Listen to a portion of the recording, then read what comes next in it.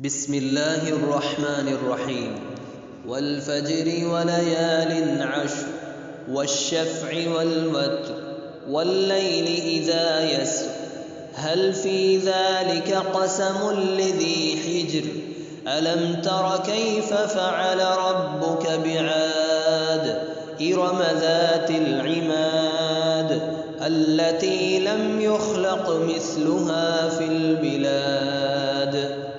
وثمود الذين جابوا الصخر بالواد وفرعون ذي الأوتاد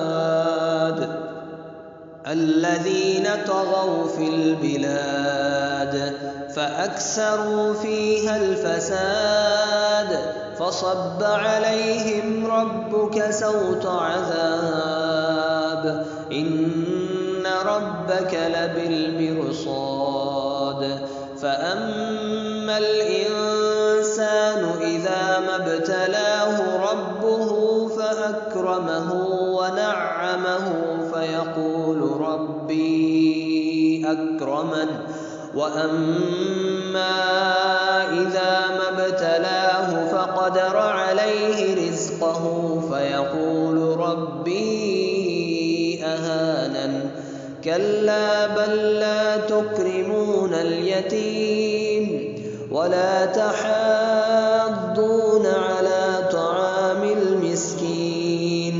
وتأكلون التراث أكلا لما وتحبون المال حبا جما كلا إذا دكت الأرض دكا دكا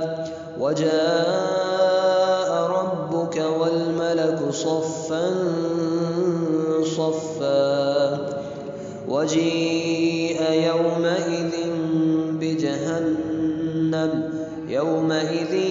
يتذكر الإنسان وأنى له الذكرى يقول يا ليتني قدمت لحياتي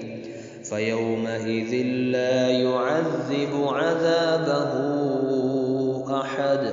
ولا يوثق وثاقه أحد يا أيتها النفس المطمئنة ارجعي إلى ربك راضية مرضية فادخلي في عبادي وادخلي جنتي.